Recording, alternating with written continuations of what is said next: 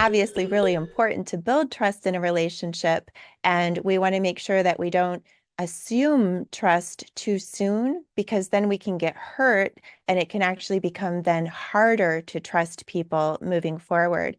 So, some of the key ingredients to trust are actually a duration and a frequency of contact.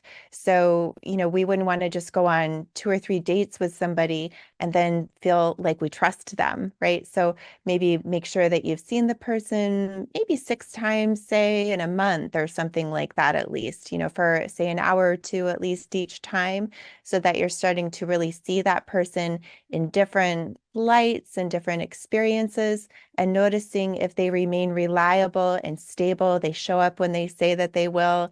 They are consistently friendly and kind and courteous towards you. They keep their word. If they say that they're going to do something or they mention that they're going to do something, that there's a continuity to their words and their actions. Those would be the types of things that would help people to build trust in relationships.